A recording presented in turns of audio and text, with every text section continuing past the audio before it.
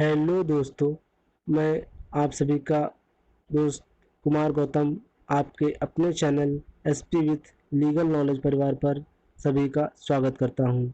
हम बात कर रहे थे मुस्लिम लॉ की। मुस्लिम लॉ एक ऐसा सब्जेक्ट है कि जो बीए एलएलबी जुडिशरी से संबंधित अन्य exams APO PCSJ MP PCSJ Rajasthan PCSJ और अन्य अधिक एग्जामों में इस सब्जेक्ट से संबंधित ऑब्जेक्टिव टाइप क्वेश्चंस आते रहते हैं। तो हम उन क्वेश्चंस को सॉल्व करने के लिए आज देखेंगे मुस्लिम लॉ की कुछ विशेष बातें। ज़्यादा देर न करते हुए हम अपने चैनल्स की तरफ बढ़ते हैं। यदि आप हमारे channel SP with legal knowledge परिवार पर पहली बार आए हैं तो प्लीज़ चैनल को सब्सक्राइब कर लें, बेल आइकन ऑन कर लें, लाइक और शेयर करना बिल्कुल भी ना भूलें। चलिए हम बात करते हैं अपने पॉइंट्स की। मुस्लिम विधि तलाक के बारे में कुछ अलग प्रावधान करती है। सामान्यतः मोहम्मद पैगंबर साहब ने तलाक को बहुत ही निकृष्ट चीज़ों में से माना है। मोहम्मद पैगंबर साहब का मानना है कि पति को बिना अकारण ही पत्नी को तलाक नहीं देना चाहिए। यदि किन्हीं कारणों से वह पत्नी के साथ संबंध नहीं रखना चाहता है तो वह पत्नी को तलाक दे सकता है, बट उसके लिए कुछ उचित कारण होने आवश्यक है। बिना कारण के पति को पत्नी से को तलाक नहीं देना चाहिए। आइए हम बात करते हैं पैगम तलाक को कितने भागों में बांटा गया है और विवाह विच्छेद के प्रकारों को देखते हैं। विवाह विच्छेद के दो प्रकार हैं, एक दैविक कृत्य द्वारा, एक पक्षकारों द्वारा। दैविक कृत्य के तो कोई भाग नहीं है, बट पक्षकारों के दो भाग हैं। पक्षकार का पहला भाग है न्यायिक कार्यवाही द्वारा। न्यायिक कार्यवाही का मतलब है कि मुस्लिम विवाह विच्छेद अधिनियम 1939 के द्वारा धारा 2 खा विवाह विच्छेद की परिभाषा को व्यक्त करती है। वहीं न्यायिक कार्यवाही के बिना न्यायोत्तर ढंग से दो तीन भागों में बांटा गया है। पति द्वारा तलाक या विवाह विच्छेद, पारस्परिक सहमति द्वारा विवाह विच्छेद, पत्नी द्वारा विवाह विच्छेद। पति द्वारा तीन तरह से विवाह विच्छेद हो सकता है: तलाक द्वारा विवाह विच्छेद, इल्ला द्वारा विवाह विच्छेद, जिहार द्वारा विवाह विच्छेद। और पत्नी द्वारा दो भागों में बांटा गया है। पहला सुलह द्वारा और मुआर द्वारा। तलाक को दो भागों में बांटा गया है। पहला भाग है तलाक उल सुन्नत, तलाक उल विद्दत। तलाक उल सुन्नत को दो भागों में बांटा गया है: तलाक हसन, तलाक हसन। इस्लाम पतियों को अकारण ही तलाक देने की अनुमति नहीं है और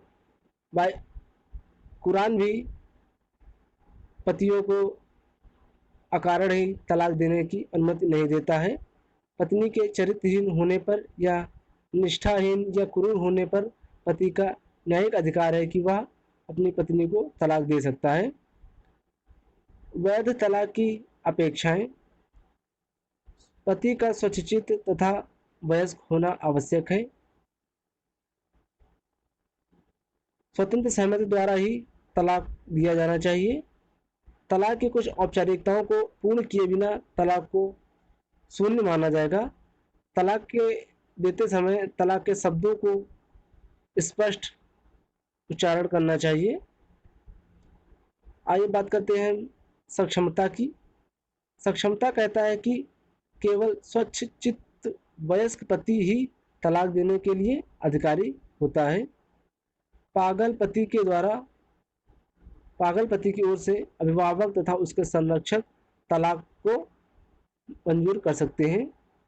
अभिभावक न होने की स्थिति में काजी या न्यायालय की ओर से विवाह को भंग किया जा सकता है।